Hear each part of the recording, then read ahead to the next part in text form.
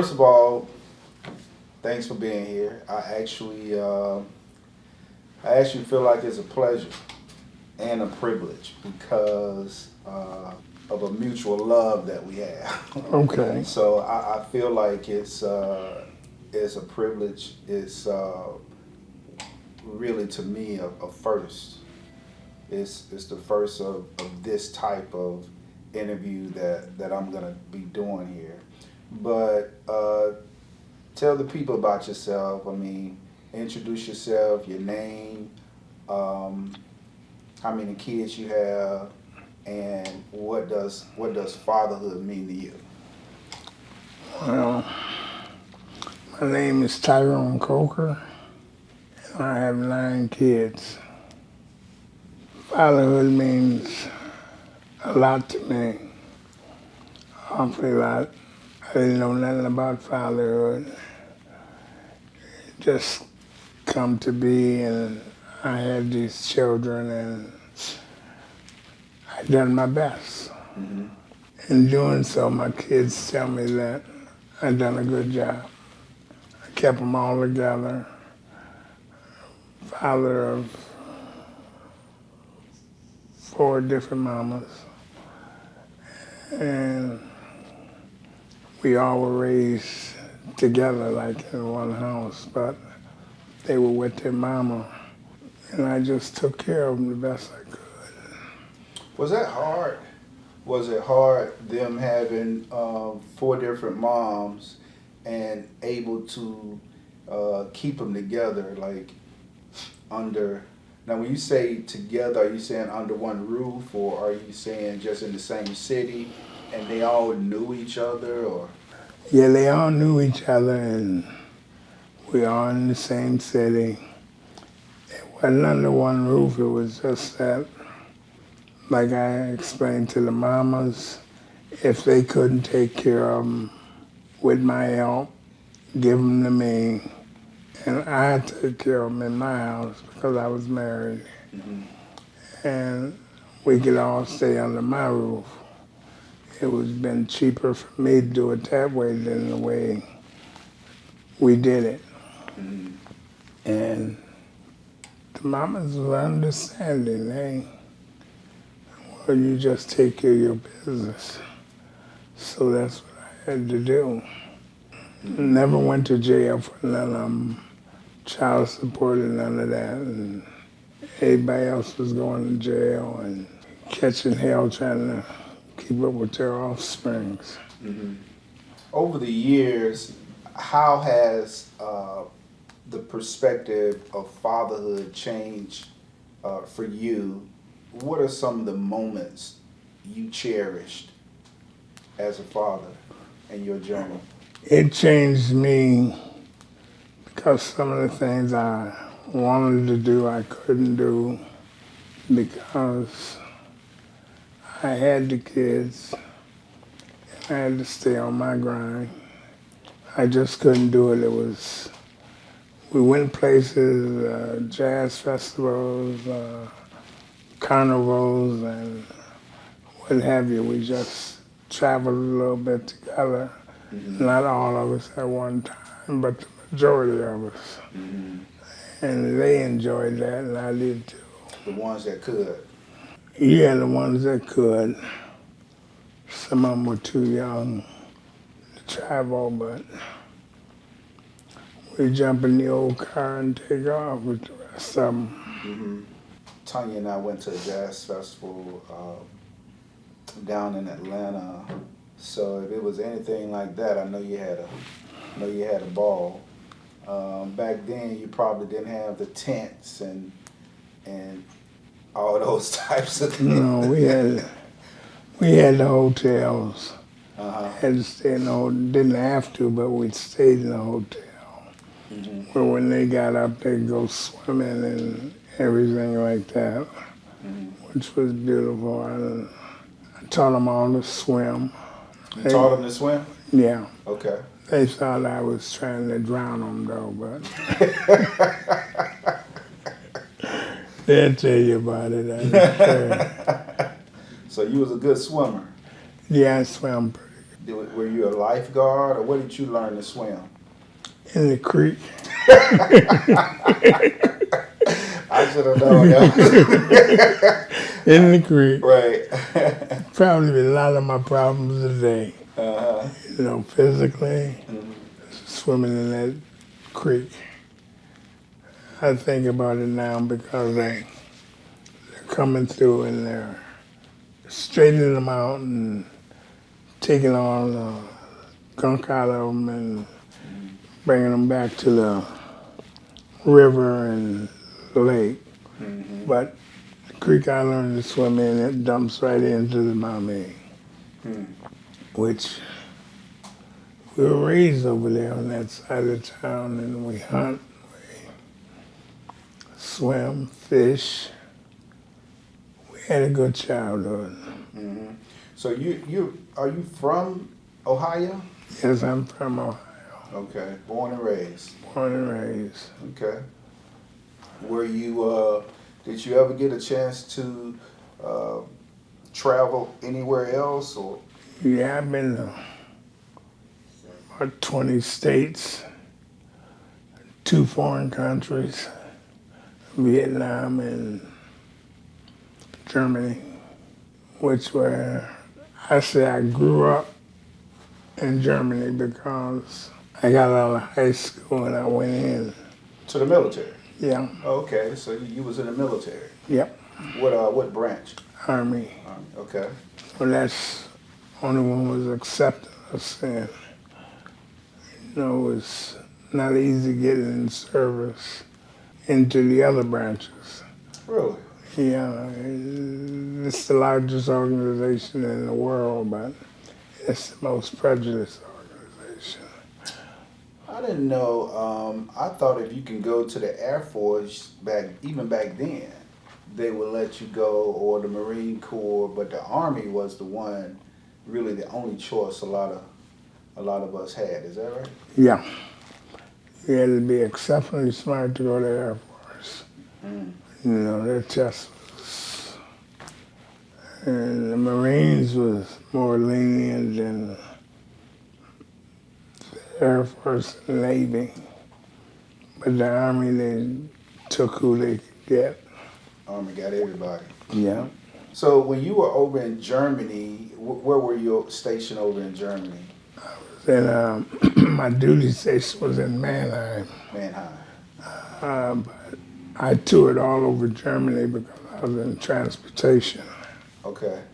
I reason I ask is because first flight I ever took when I graduated from college was to Germany, because and I went over there because I had the education but I didn't have the experience.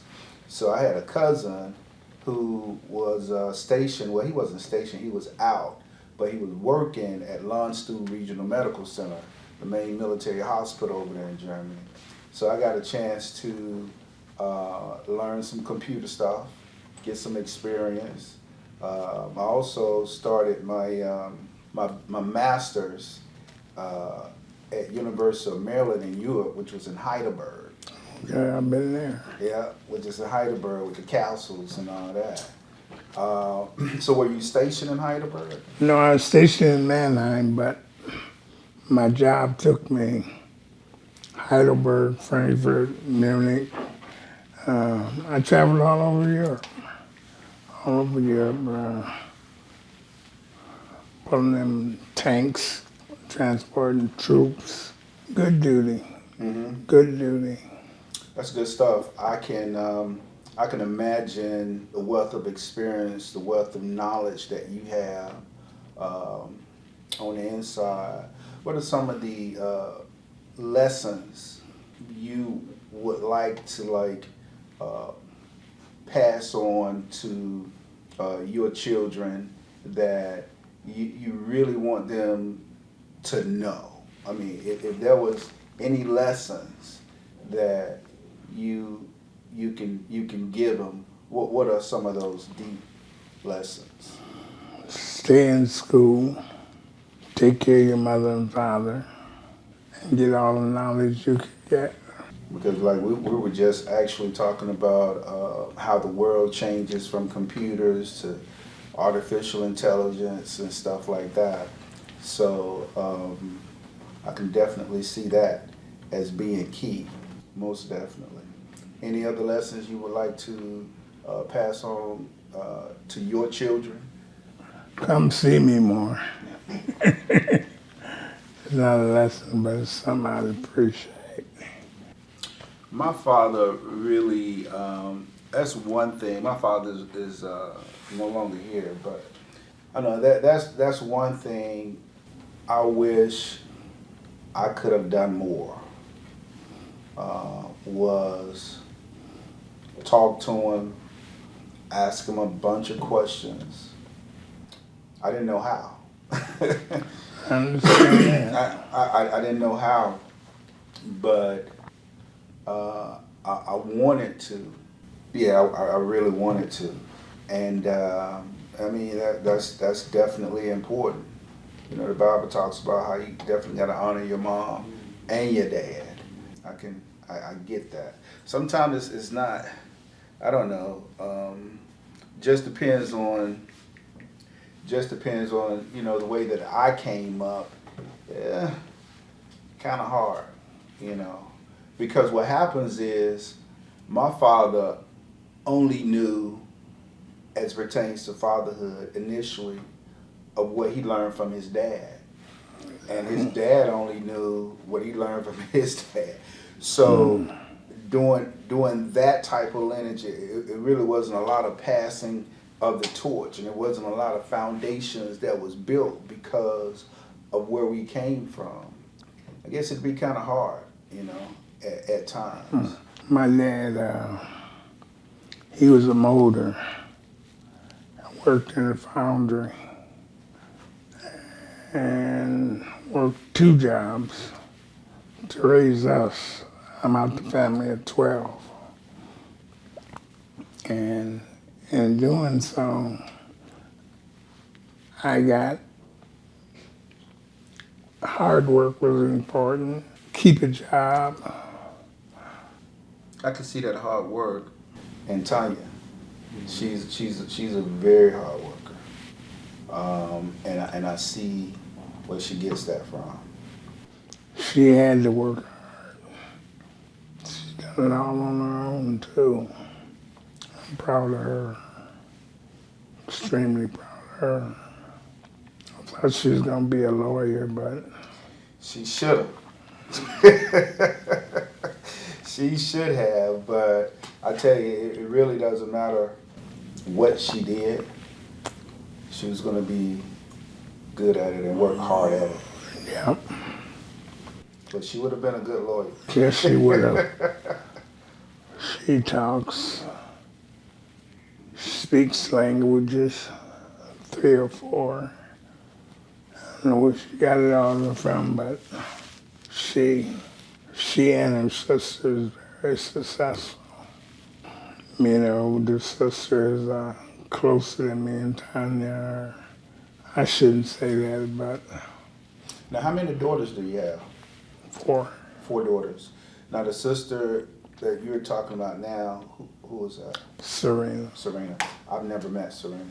But you and Serena is closer than you and Tanya. Yeah, because Tanya moved away. Mm-hmm. And I didn't get to travel down there to see her, and she holds that against me, I think.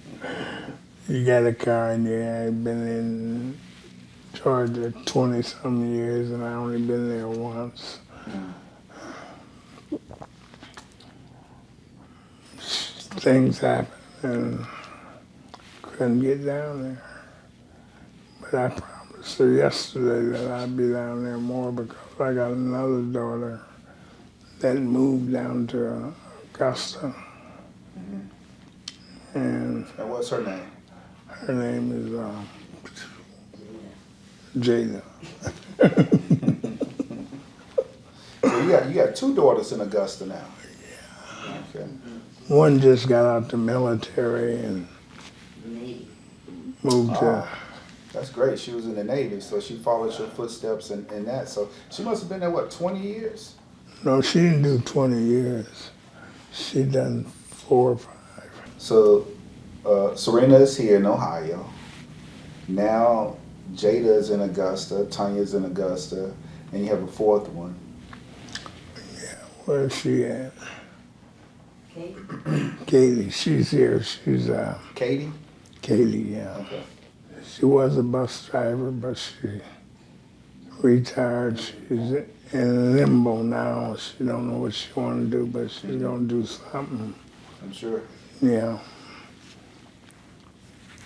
She was an athlete. She could outrun herself.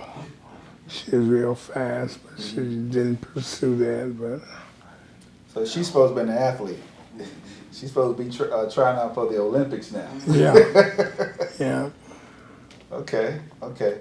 So I have boys. What I've always wanted is a girl, right? You have 4 girls. So if it was anything you wanted your girls to know, what would that be? Stay away from people like me. Why you say that? They can't do that because they're gonna be looking. I bet every man they've been with, they see some of you in that man, And they hate it. and they hate. They don't hate it. They don't hate it. But I don't know. I was a good guy to their mamas, but I just And you kept them together as much as possible. I kept them together as much as possible. You're right. But I just had that thing where I would stray out. I couldn't just be with one woman at that time. High school sweethearts, and we just continued through life. Well, one thing that I see is as much as possible you was present, right? Now, ain't no perfect fathers out there.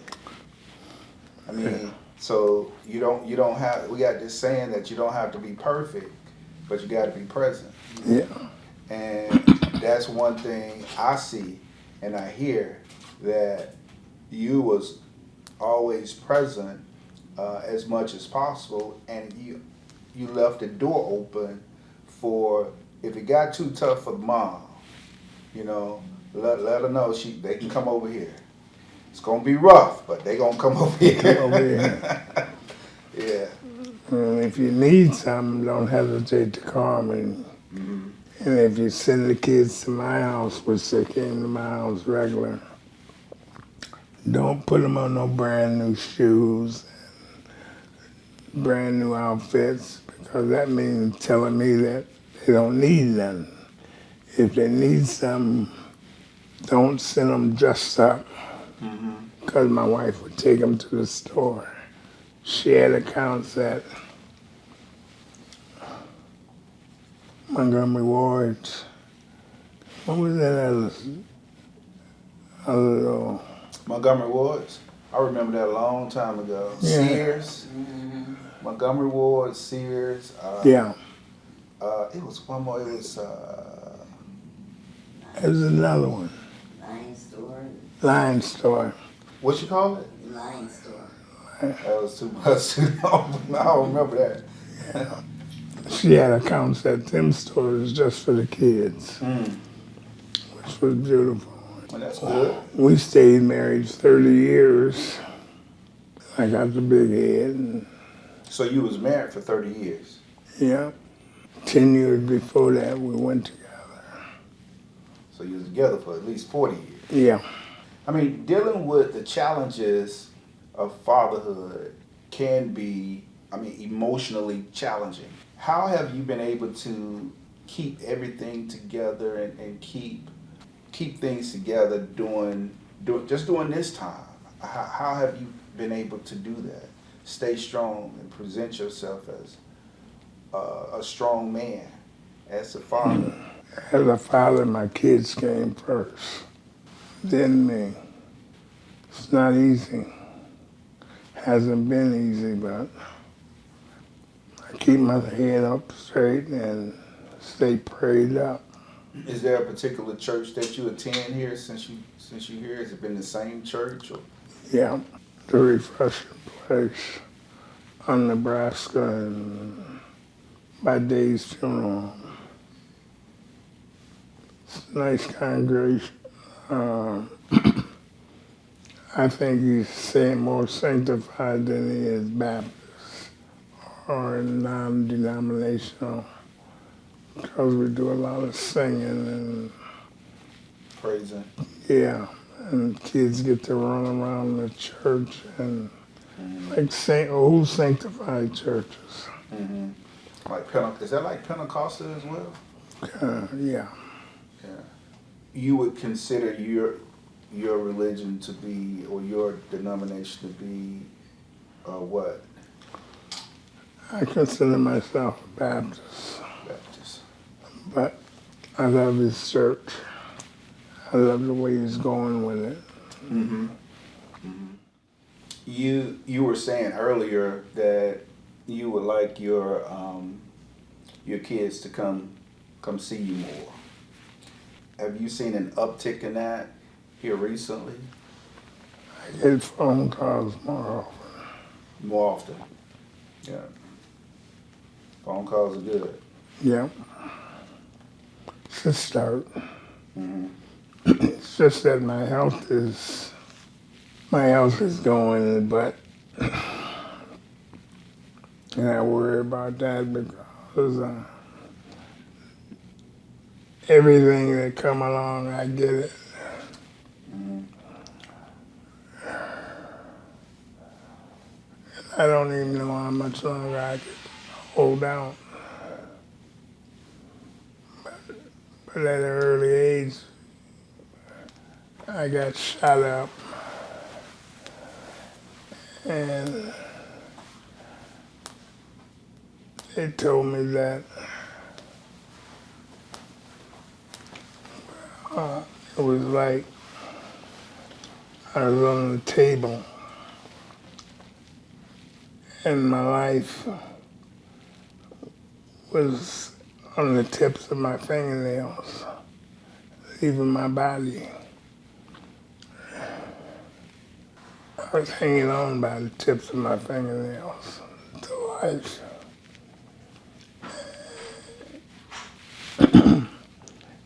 And God told me he wasn't going to take me until I got ready. For a long time I lived with that.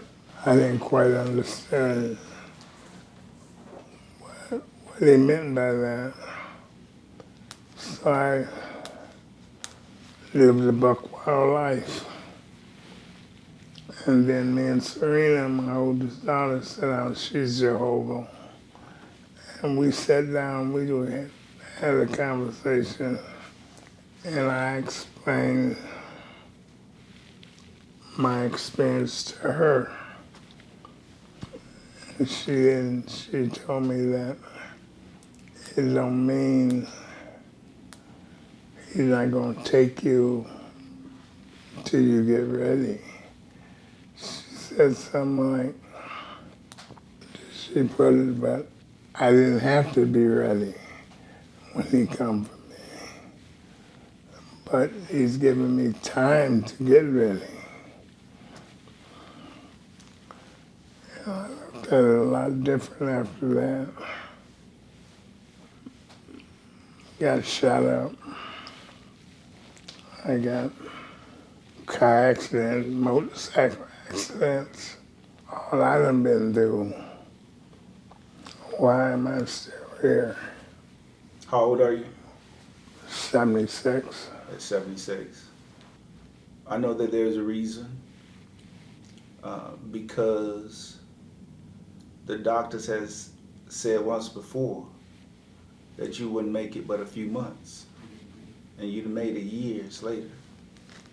Yeah. You know, you talk about the motorcycle accident. You talk about how you was holding on from by your fingertips. So we all have a purpose, um, and we all seeking that purpose. If that was if that was one thing you can tell your kids on finding their purpose, Yeah. what would that be? I think most of them is well-rounded already for their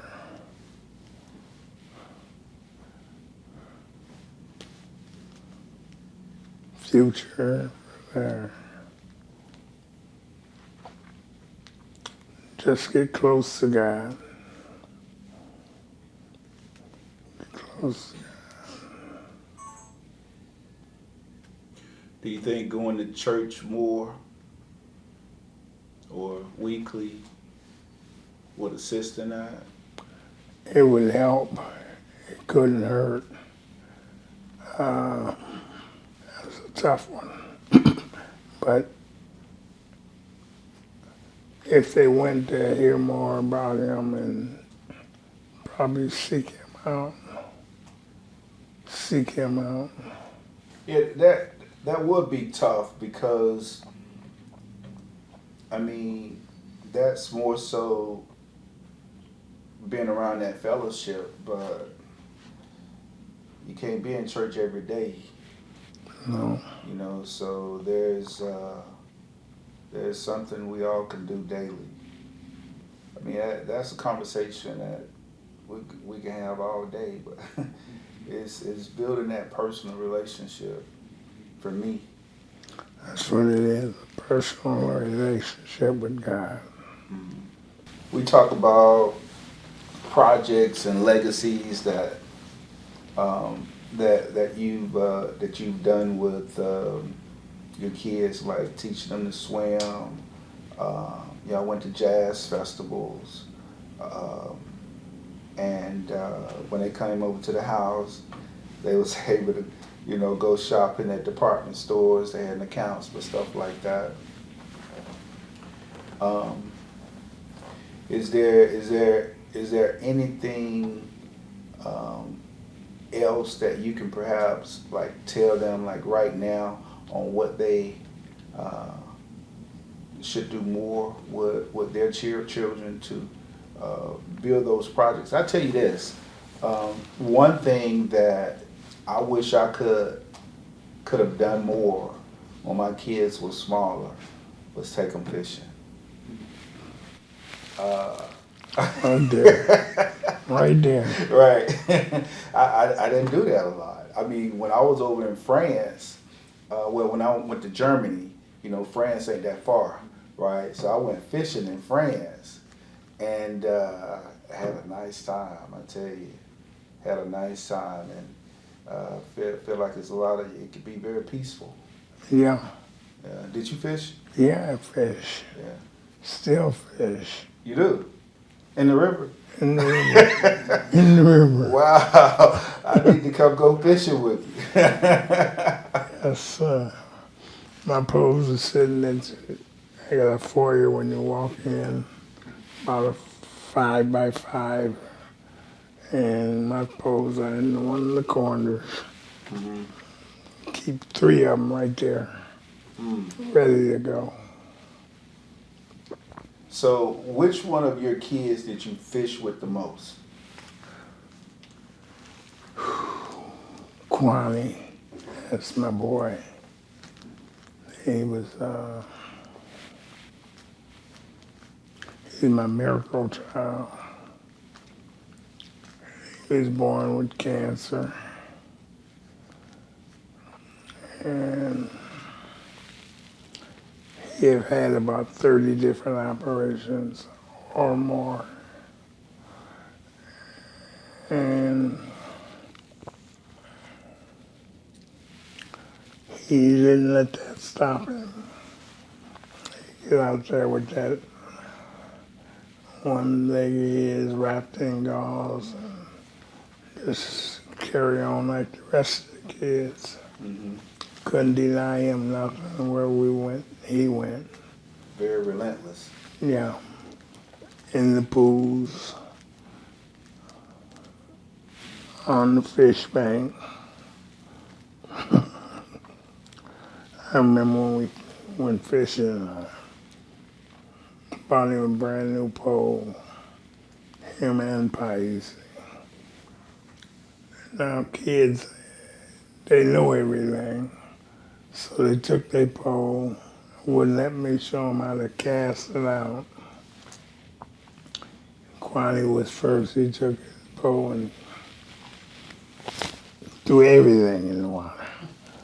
Threw it all in the water. I said, well, you threw for the day. Because I come out here to fish. And Paisi was next. He moved away from us about here to Sue and took his and threw it in the water. So now, they ain't got nothing to do but watch me fish, Right. which was cool.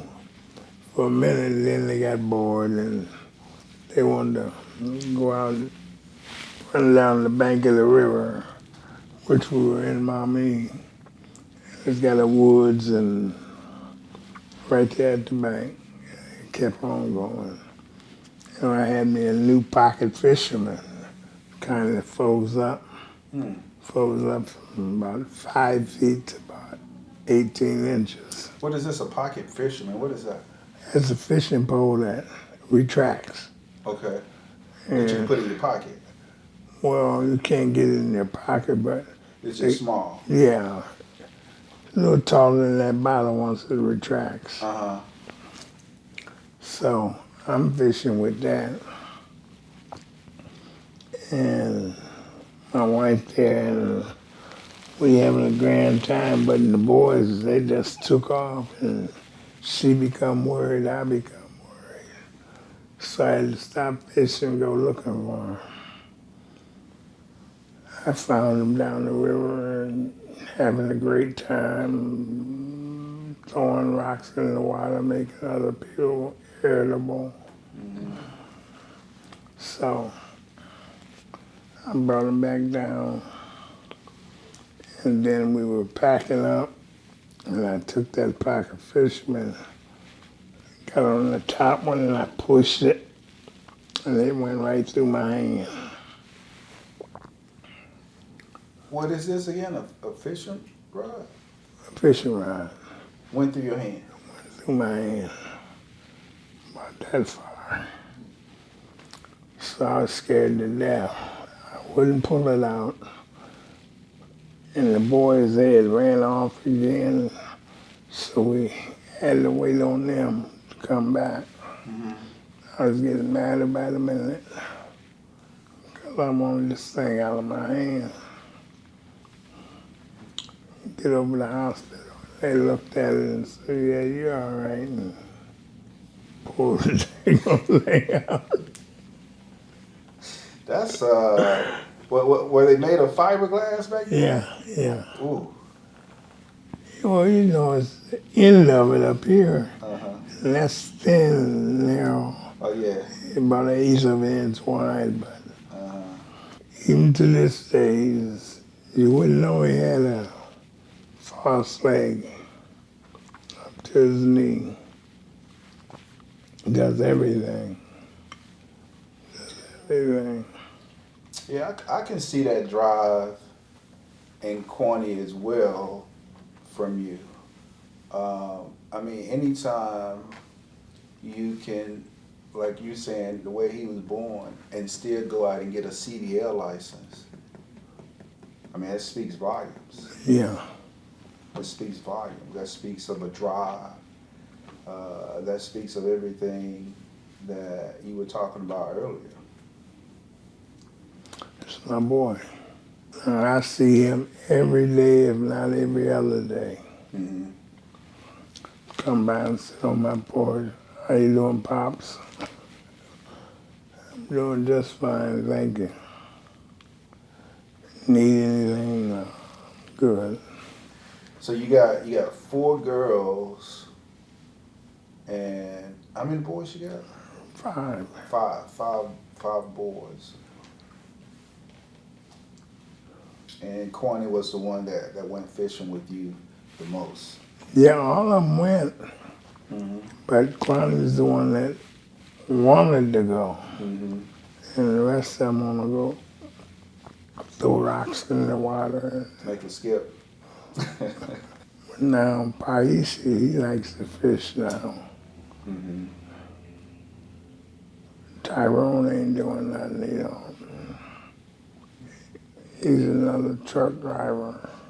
It seemed like all of them took that truck driving after me in service.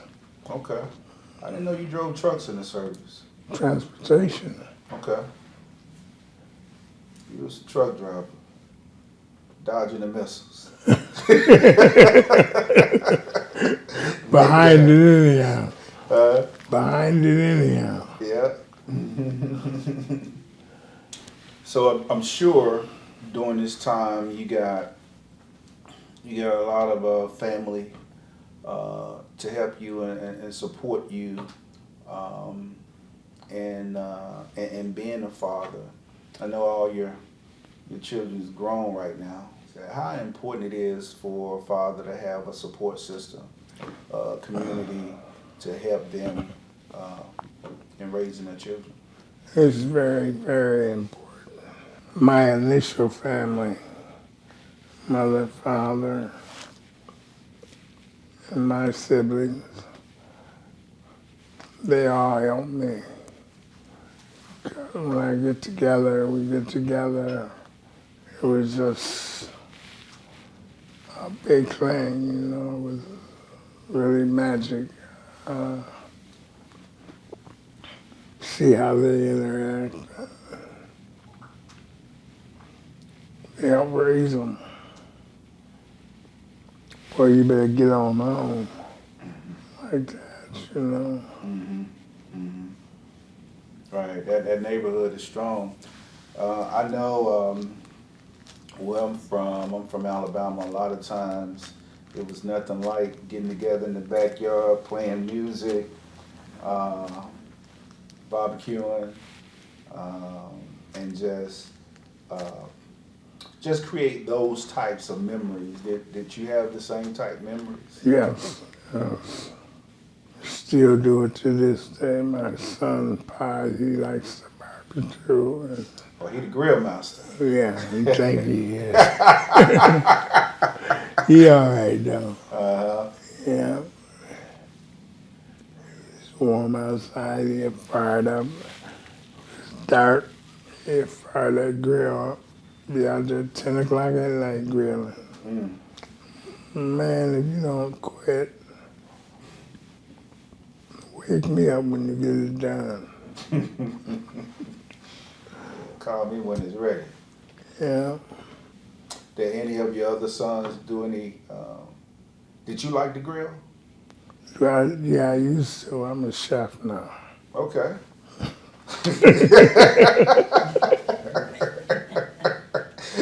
What you like to cook?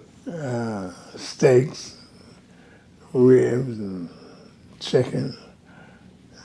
Like the thighs, boneless. Mm-hmm. I'm pretty good on the grill. I tell you what, man. Sometimes these kids just gonna do what they want to do. They're not gonna.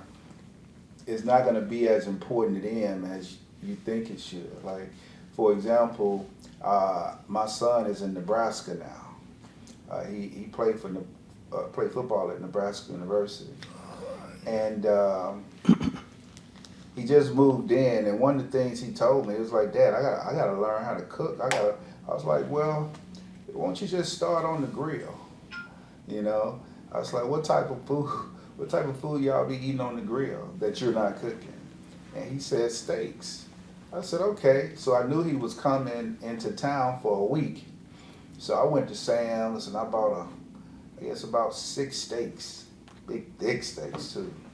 And I said, okay, we're gonna learn how to do some grilling. We're gonna grill some steaks.